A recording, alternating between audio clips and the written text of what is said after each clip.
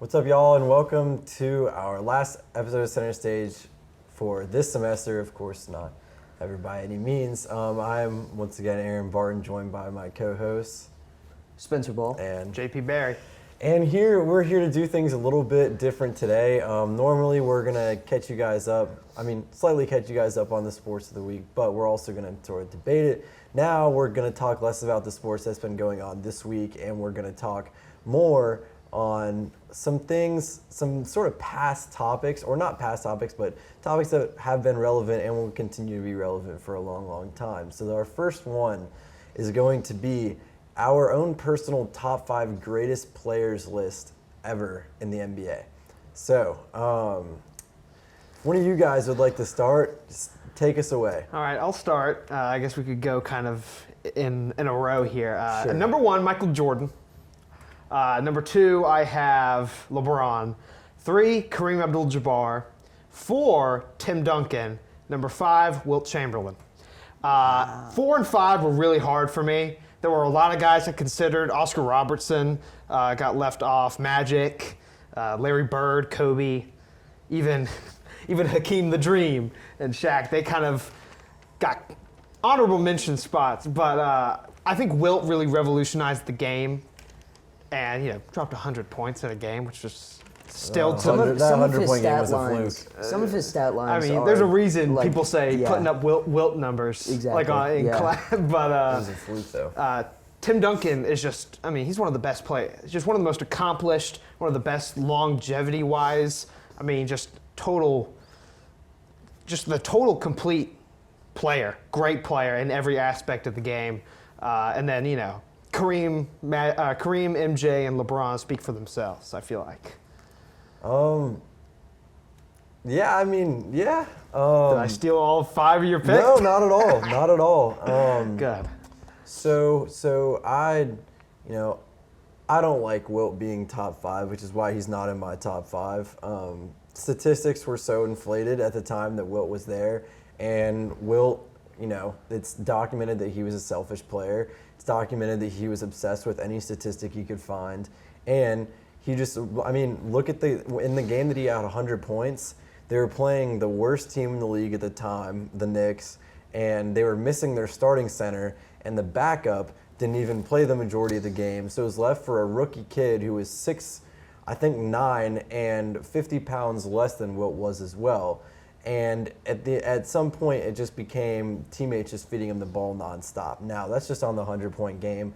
I just don't think that Wilt had that killer instinct by any means. He even said that winning a basketball game is not life or death to him, and other players by so many means would disagree. So I can't put Wilt. My 5, from 5 to 1, I have Bill Russell, I have Magic, then I have Kobe, then I have Bron, and then Jordan. And why I have in that order is because when I look at greatness, I look at who is the best at winning at the highest level. Now, I would like, obviously, the go-to of, Bill Russell, it has to be at least top 5 in my mind because he's won 11 championships. And while that is, it speaks for itself, there was at one point that he was in the league, there were 8 teams, and there was, they were so dominant for such a long time, but he was an incredible defender. He was one of the best passing centers ever, and he's okay with being anywhere between a first or fourth option to do whatever his team needs for him to win. So that's why I think that he's one of the best winners ever, which just adds to his greatness. Magic, sort of the same thing. But I want to touch on his adaptability, which is, in my mind, what places him in the top 5.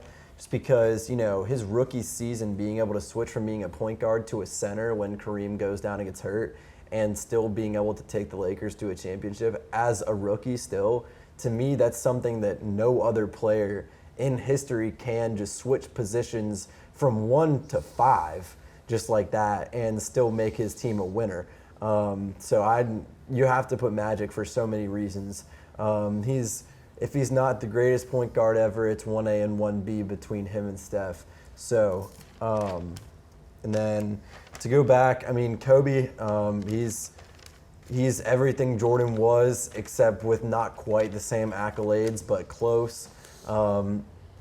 He's Kobe. The resume has to speak for itself. The only reason that I have LeBron below Jordan is just because of 6-0. I would like to make the argument that I think LeBron is a better overall basketball player than Jordan just because of the amount of wins, the amount of championships he was able to get to, the amount of playoff games he's been able to win. And Jordan's been able to go 6-0, but he's lost in the first round. Now, some of these some of these last few Bron seasons have been tough because obviously, yes, he's missed the playoffs, lost early, but the majority of the time you look at it and say, well, he literally made the finals for like 10 straight seasons. And give him anybody, give him any teammate, any coach, whatever the chance may be, he's going to get there in his prime. And when you're going to look at Jordan, Jordan needed his coach to get him to the next level. So that's why. But highest level, most championships best at winning at the highest level. I like to go Jordan. Sorry, there's my little soliloquy. Go for it, Spencer. Okay, so in my greatest players list, I'll also I think I'm going to start from the top. So I've got Jordan, then LeBron, and then Kareem. And then my 4 and 5 is interesting as it's got neither of the two guys that you guys mentioned. I like your Wilt point that he revolutionized the game, but I do agree with Aaron that, there's in some kind of simulation, there's a chance that I might be able to start against one of those teams that Wilt was playing. I've got a pretty sweet jumper, so unfortunately we'll never be able to tell, but I could probably put the ball into the peach basket all right. But so my 4 spot, I got Karl Malone, just because of how dominant he was.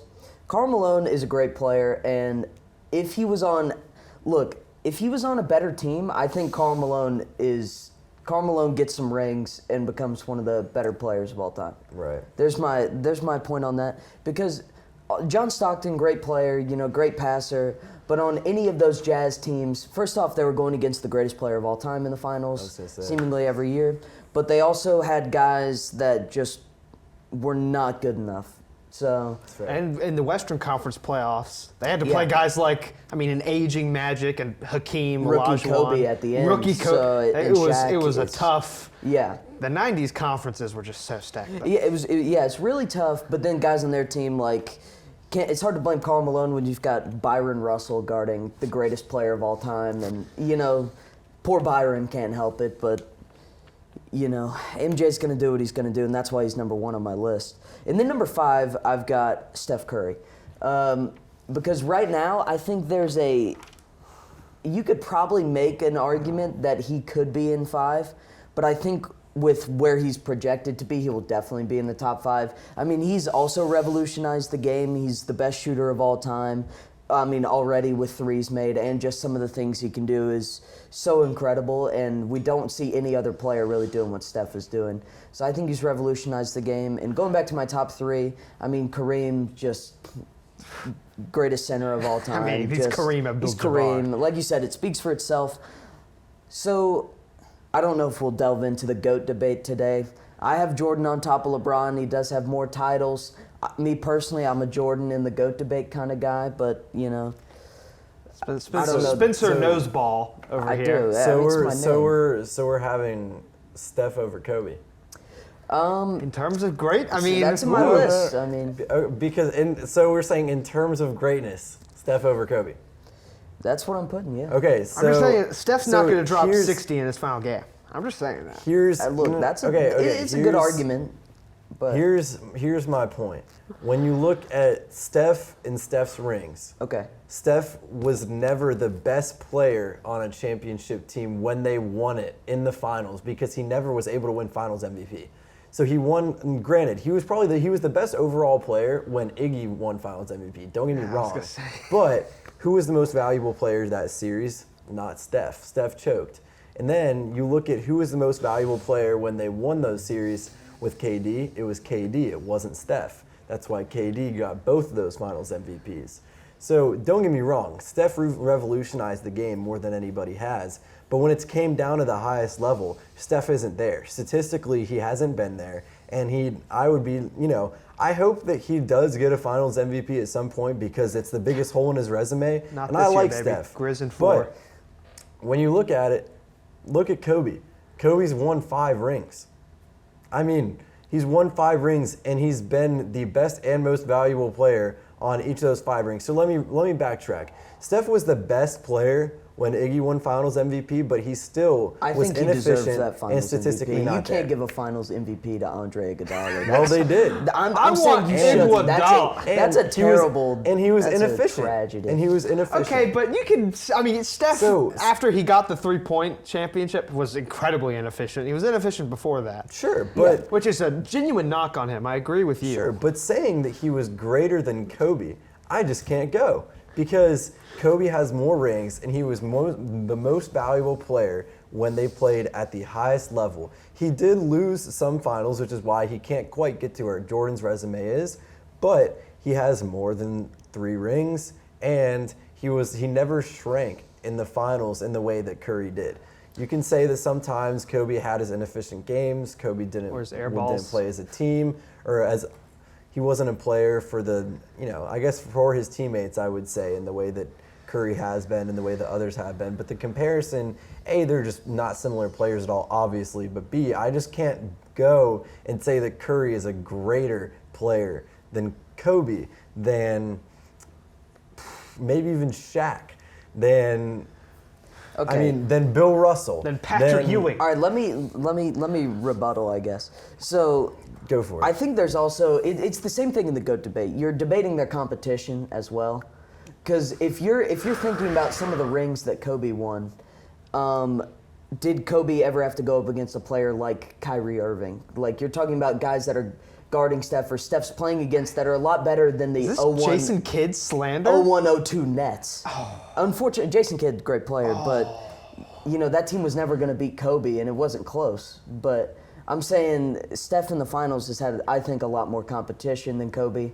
So I don't know, it's a tough debate. So a lot more competition. Okay, but like.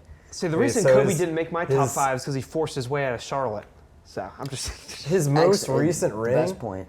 Curry's most recent ring was against LeBron and just LeBron. I mean, LeBron, his starting lineup was, God, I forgot who they even had. I think it might have been, was it Delly at PG at the Probably. time? Yeah. And then it was JR, then him, then K Love, and then I can't even remember who was at the 5. Maybe I think it was Tristan Thompson. Yeah, It was Tristan What a dark time for basketball. Yeah, Tristan Thompson That's true. against Curry, Clay, KD, Draymond, and whoever the hell they wanted to put at the 5. Excuse me, but that's not Zaza, maybe? That's fine. I don't know. But yeah, Zaza, Looney, who's somehow always gets the over on boards. I don't know, it's random, but you get the point. So I mean.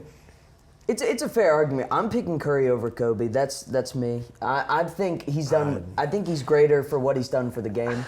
He's got respect it, but I'll accept 5-year-olds who are chucking up threes now because of him. Yeah. What he's done for the game is very impactful, but whether it was good or not is a whole different discussion. But, That's true. But I mean, you've got Kobe having a similar influence, with the turnaround, fade and jump, or of course he's like one of the best players of all time. I'm not like knocking him or anything. I just have Steph over him for what he's done for the game. I think it's took basketball in a more interesting direction. So. That's the argument that you have to make if you're going to make that argument in general. But I think Steph could also get to Kobe levels in terms of rings. I mean, terms that's of fair. rings. In terms of rings and finals performances, as I said earlier, the Iguodala MVP, I think that was pretty bad. Well, we're going to move on, and we're going to touch on something similar, but not quite the same, our dream NBA starting 5. Now, this is just the starting 5 that you think is an instant ring, has the best chance of going undefeated, whatever the case may be. I guess we can once again start off with JP, so take it away. I did a lot of sleepless research for this question. Okay. I consulted a lot of very knowledgeable and important people in America and in Canada. But at point guard, I'm going with Steph. I think that, he just brings so much to a team, and his ability to make threes is going to be really important. considering some of the other players I have on this team. At the 2, I got Jordan, because I feel like if you're going to build a dream starting 5, if you have anyone else at the 2, you kind of did something wrong. At the 3, I got KD. Y'all about to find out. With Jordan, KD, and Steph, you have one of the best shooting teams ever. And Jordan and KD to a lesser extent, and Steph to a much lesser extent, but Jordan's ability on defense is extremely impressive. And then at the 4, Kevin Garnett.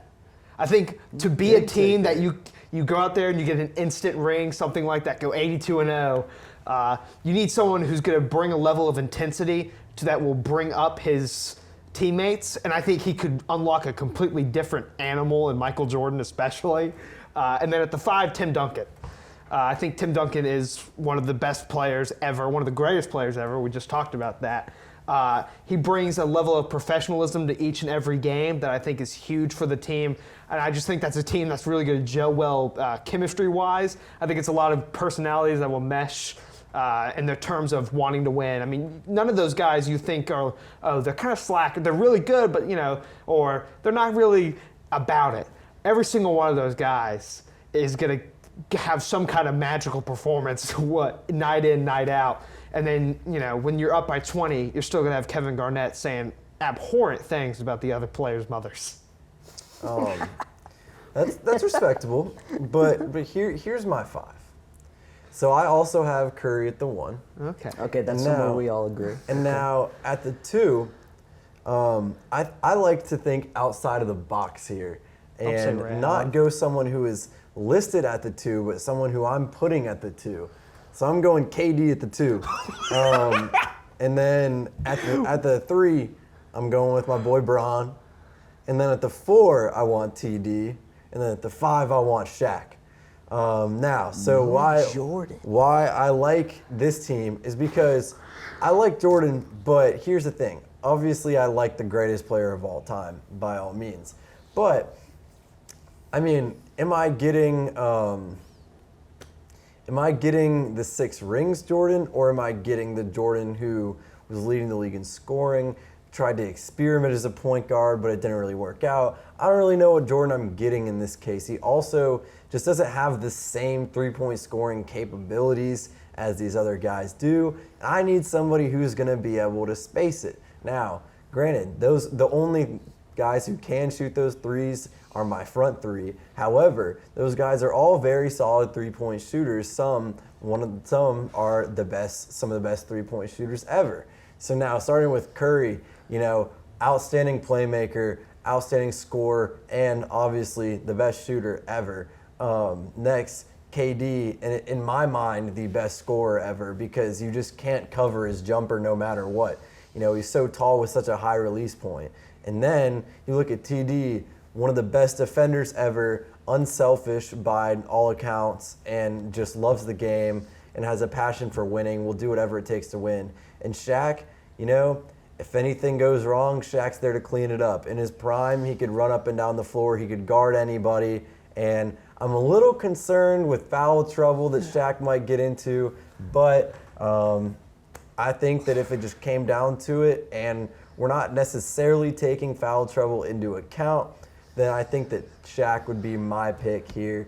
KD at the who's going to stop KD at the 2? Who's he going to stop at the 2? That's KD is a good defender. He's a good defender, but he's going to get kind of not exposed, but taken advantage of in mismatches. But he's pretty much just as laterally quick as most other 2 Let's say you guards. put Michael Jordan on Kevin Durant.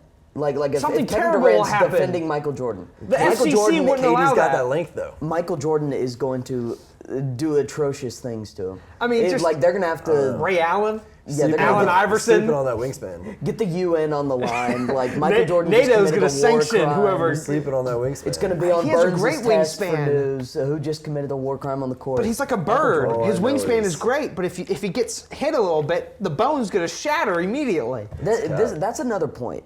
Are these players injury? Or are this barring injuries? This is primes. This is injury-free. So injury-free, no matter what. Okay. You have to, Okay, he's going to pick Greg Oden. Each player in their prime who is healthy. Hey, Greg Oden. And will stay, assuming they stay healthy for a season, I guess. Okay. In this scenario. Okay, so my GOAT lineup, I also have Steph at the 1, Jordan at the 2, I have Braun at the 3, and then I have the big fundamental, Duncan at the 4. I like that we all have him. Yeah, he's a great player. And then I've got Shaq at the 5. So I kind of combined both of your lineups. You were a little different, but I mean, I think, you've got Steph shooting, Jordan and LeBron really can create for themselves, but there's a reason they're both in the GOAT debate because they're the 2 greatest basketball players of all time. They just can do what they want at will. Tim Duncan, great defender, great passer for a big man. I think that's going to be crucial to the team because Steph's a great passer, but especially being able to draw the ball inside, dish, is going to be huge. And then Shaq is just a physical freak and, great defender. And I think he'll be glass cleaner. I mean, he's just great center. I saw something this past weekend and he's like, it's really funny how Shaq goes after every other center in the league. He wasn't the unicorn. He wasn't he is not the standard. He is above the standard by 5 degrees. And I feel like I have to explain myself why I didn't put LeBron. I just felt like the guys I had would mesh really well together and be able to flow. And I'm not sure how LeBron would have really fit into that. Just both on offense and defense, because I feel like with Tim Duncan played a lot of his career at center, which I feel like it's kind of forgotten about. And then Kevin Garnett, you have your down low defenders, but then you have guys like KD and Jordan who could really, like you said, the wingspan, they can guard anyone else down there. And Steph, while being the weakest league defensively, he isn't a bad defender by any means. I just wasn't sure where LeBron would really fit into that. Plus, scoring-wise, have to go with KD. Like you said, I agree with you. Greatest scorer of all time. He's unreal with it. Yeah, I think that your 5 is, while there being a debate between Magic and Curry for who's the greatest point guard ever, I think that 4 out of 5 of those are the greatest player at each of their positions respectively. So if we're talking just about the position, then you kind of hit the nail on the head.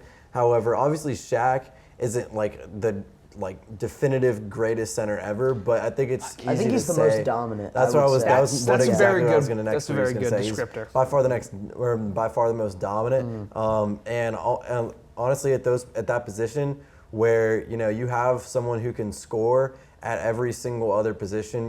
Duncan's not going to be taking as many jumpers obviously, but he does have some little skill jumper moves in his bag.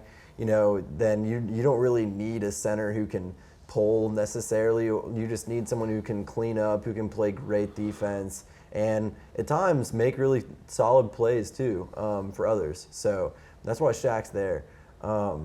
I think all 3 of the lineups we listed are going 82. Yeah, and there was. I'm sure you guys had some guys who just barely missed the cut. Yeah. I was very heavily debating Magic at the 1 and Dirk at the 4 and stuff like Hakeem. I'm a big Hakeem Olajuwon fan. And I was thinking about KD as well. I was just I can't justify not being able to put Kevin Garnett and Tim Duncan in the same lineup. That's fair. So now I wanted to do something a little different, not as individual, but something that the 3 of us can collaborate on. Just because, I'm not as sure on mine. I don't know about you guys, but I wanted to make a dream NFL offense, not incorporating offensive line, just a quarterback, 2 running backs, and 3 receivers, which can include a tight end, doesn't have to. So quarterback, who this, and this is not saying the best. This is not saying, this is It's just our saying, dream. This is just saying who we would pick if just we wanted to see our favorite team, and not even saying oh, Steve Smith's my favorite receiver. Saying I'm saying just who overall, because personally my quarterback here, I'm going with Rodgers. Go with my boy Discount Double Check as the quarterback. In a really weird way. I didn't know who you were talking about. I was like, do I not know one of the greatest quarterbacks of all time? Aaron Rodgers? I get it now. Yeah. I'm there. So what are we rocking with, boys? Go with Rodgers. Okay. So we're getting them in their prime. Right. Their greatest. Right. Their greatest peak of their performance. Correct. Cam Newton. I'm Okay, taking wow. I'm taking prime Cam Newton I as like my that. dream offense because I think I can actually give him weapons that I aren't like Philly that. Brown I and like Ted Ginn that. Jr. As much as I love you guys, as much as I love you guys, I can give him weapons that are not that. And I just think prime Cam Newton surrounded by some of the other guys that I'm thinking and about. hopefully a good O-line. Well, yeah, that's why he said we're not mentioning an offensive line. I'll rock with Cam. What do you think? I would go Peyton. I'm a believer that Peyton Manning is the best quarterback of all time, but Tom Brady is the greatest. I love the best versus greatest debate kind of thing. That's just so. I'm that way with Rodgers. Okay, that's fair. I think Peyton Manning is the smartest NFL player probably ever. I mean, at least at the quarterback position. I mean, you look at the way he can revolutionize the audible. He can control an offense from under center and make everything work with really, other than the Broncos team that unfortunately beat the Panthers, didn't have many great teams around him. You know, in Indy, he was Reggie Wayne, and that was it. Reggie Wayne, Marvin Harrison. Yeah, but I was gonna say. Not that was it. Dallas but Clark. I mean, you had some tough. There were definitely some holes in those teams. Oh, especially on defense. Mainly on defense. But it's like he had some offensive weapons. But I mean, when you have Peyton Manning throwing to you, I mean, it's hard not to be a great receiver because he's so smart. Right. And that's why his head is so big, because he he's fits got to hold it that on the brain. knowledge. And then, all right, so then to look at running back. Personally, I think for this, I'm cool with making Cam our quarterback just because that's fun, that's exciting. I think at his peak, I like it. Especially, I mean, just because he's not going to have Ted Ginn and Philly Brown gonna have a good shoulder. Devin Funchess. Exactly. We're getting 2015 best Cam with ever. Yeah, I mean, And who could stop that? Pretty much nobody Well, the except league couldn't. Mike Broncos Rimmers. defense. Mike Rimmers stopped it by not being able to block Exactly, in the Super Bowl. Facts, actually. I digress. So when we look at our running backs, I want to give one who, while he is just an awesome running back, and he was just incredible, especially in his best days, people won't necessarily think of him as the greatest or maybe even a top 5 greatest running back ever. But I got Marshawn Lynch. I want beast mode in my dream 6 guys for an offensive skill set.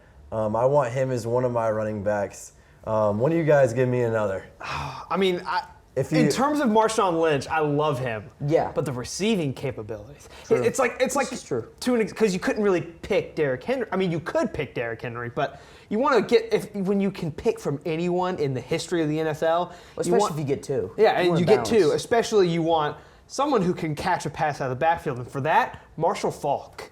Okay. Wow. Give prime Cam Marshall Faulk back there. I'm going Bojack. Prime Bo Jackson, before his injury, he was on track to probably become the best running back of all time before he messed up his hip. I mean, I think it's another dominant debate. Like, you could just hand the ball off to him and just kind of just sit there like quarterback, just cross his arms and just watch him. If Tecmo Bowl is to be believed, at least.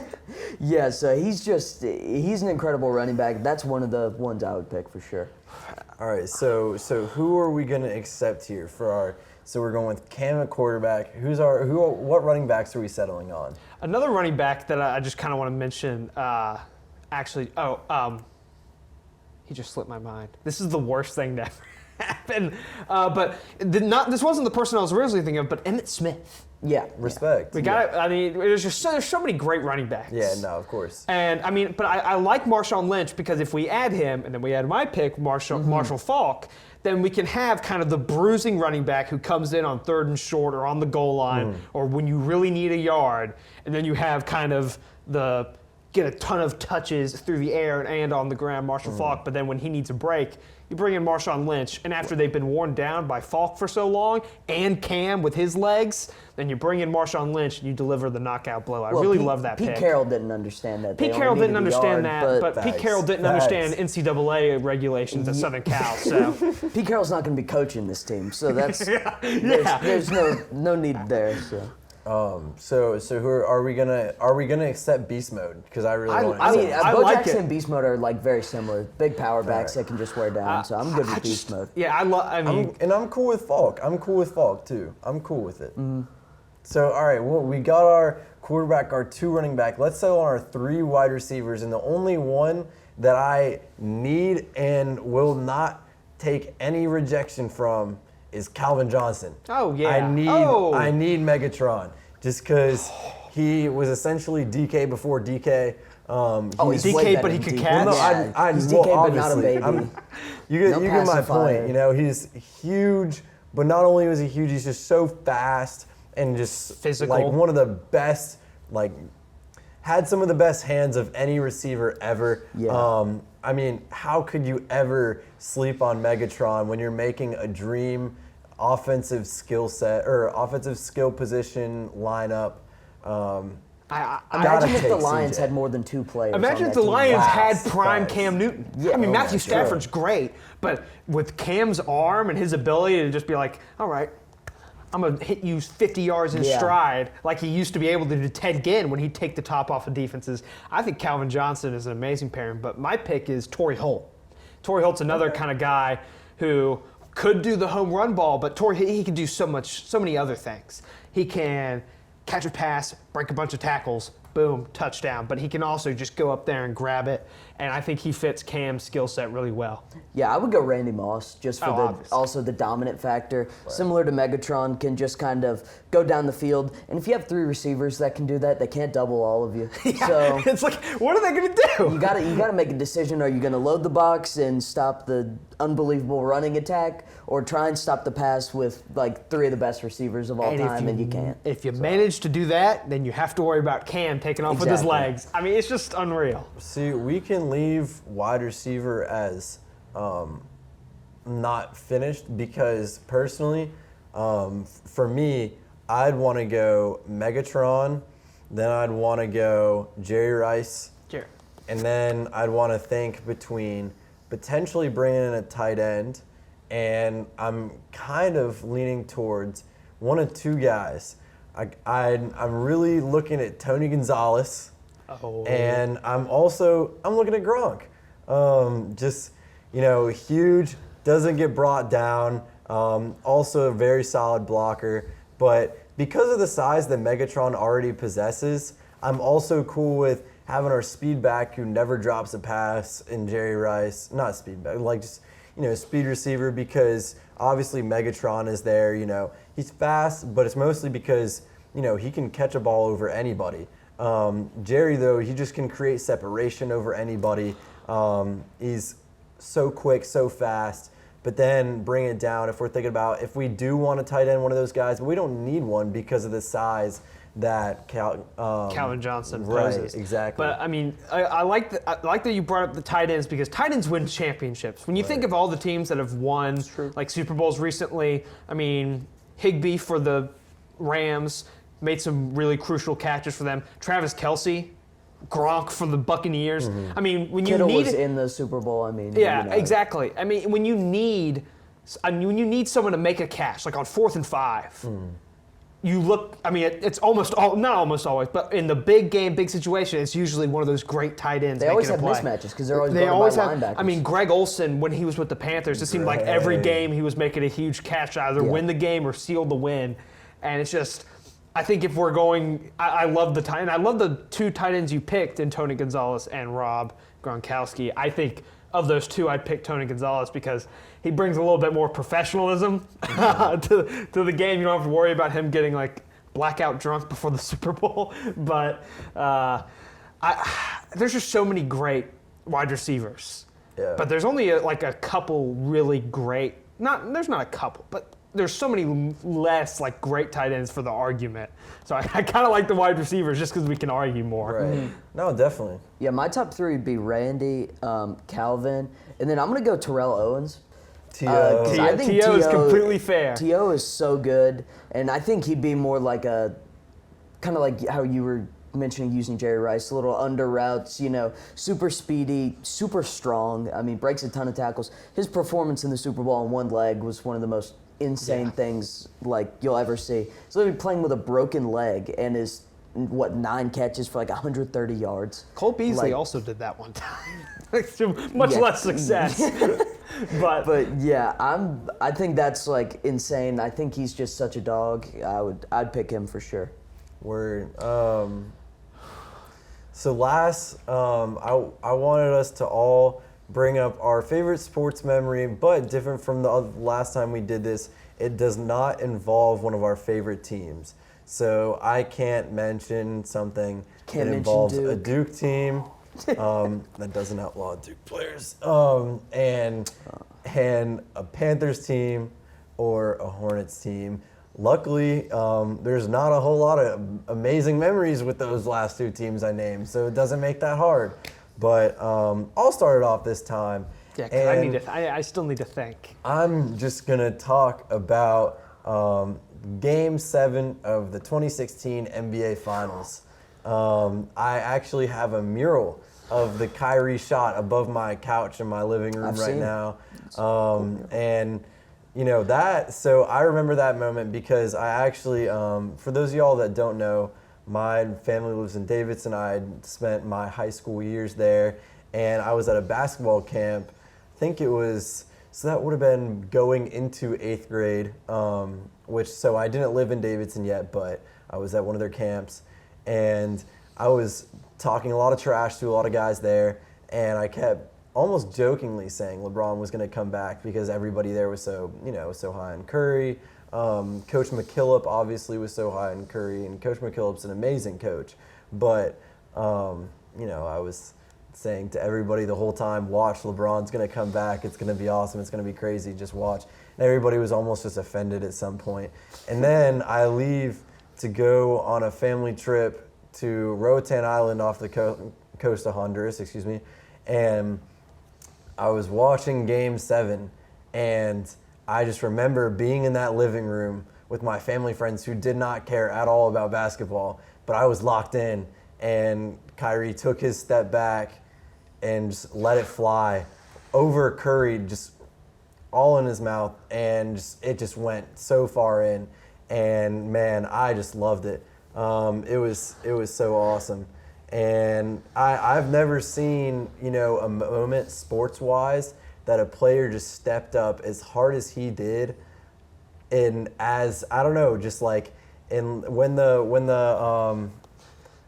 moment needed it. when the moment was as high as that one was. So, But he couldn't step up against the Celtics the other day. He did. I mean, KD couldn't. KD's the bacon Tatum. Dribbled in. Oh, man, that was one of the greatest games. Oh, that was so I fun. had to So fit in fun. a mention of that because we're getting Game 2 of that tonight. It's going to be awesome. wait. So that's your Game 7 of the finals with especially the Kyrie shot. That's an excellent pick. That wasn't going to be the one I picked, but I've kind of settled. I'm a huge college football fan. I think there's nothing really like it in sports. Just the pageantry, the tradition, the atmosphere, everything that kind of boils into one. And it all boils into one weekend at the end of November in rivalry weekend. And one specific rivalry weekend in 2013, number 4 Auburn and number 1 Alabama played. Oh, and great the moment. kick six happened at the Oh, end, my but the God. kick six kind of takes away from just how great of a game it great was to begin with. Nick Marshall and Trey Mason for Auburn were outstanding. A.J. McCarron threw a 99-yard touchdown pass to Amari Cooper. Just some of the highlights of that were insane. There were great defensive plays too. It's one of the greatest college football games ever for a good reason, that ending the kick six. Auburn's going to win the football game, stuff like that. They're not going to keep them off the field tonight. I've never watched something and just been so, just in the moment, you don't even feel like it's real, and it had nothing to do with any team I root for. Yeah. And it was just such an unbelievable, and to happen to a team like Alabama, where it feels like nothing bad ever happens to them. And Auburn, the team that went 3-9 last year and was one of the worst teams in college football history with that defense. The rebound they made and then beating Alabama in just such an outstanding game with future stars on both teams, and obviously returning a missed field goal 100-something yards for a touchdown to end the game at the buzzer.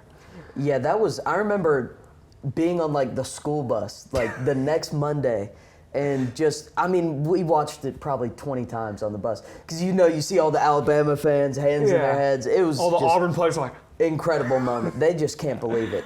Was that and another great moment from that Auburn team, the prayer of Jordan Hare with the Georgia 2 weeks deflection. before. Absolute miracle season from them. Just some crazy moments. and that was on 4th and, I believe, 38 against Georgia, or 4th and 14, somewhere in there. Something absolutely insane. But I've got 2 quick moments. So one, I know I know y'all aren't the hugest soccer fans, but Leicester City winning the Premier League in 2015, I believe was like one of the greatest like upset odds of all time. I've heard about that. It was like Let I the can't record remember. state I've heard of it. I can't remember if it was 150,000 to 1 or 1.5 million to 1.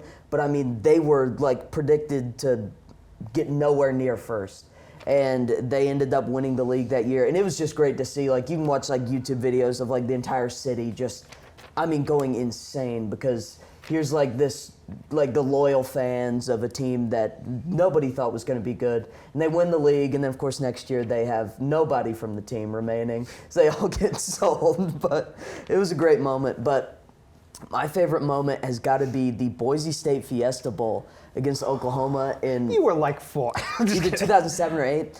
And I know I was, you know, a wee little guy at the time, but I've seen the game. I mean, I've watched the entire game probably Hook and like ladder. 3 or 4 times. The game is one of the most insane I've ever seen. It's got, as you mentioned, the hook and ladder play from Boise State. That team is so tricky. I mean, they had so many That's not trick even the plays. biggest trick they pulled, the Statue of Liberty. Not even the biggest trick play, but the one to send them to overtime. A hook and ladder, like as time expires, absolutely insane. You've got Adrian Peterson in college. And Sam Bradford at Oklahoma. Exactly. Which, I mean, his NFL career left a lot to be desired, especially with the contract he got out of the draft, but he was outstanding at insane Oklahoma. college quarterback. You've got guys like Malcolm Kelly, you know, freestyling in the locker room. That's a great video. I believe Chad Broyles was on the team, a great receiver.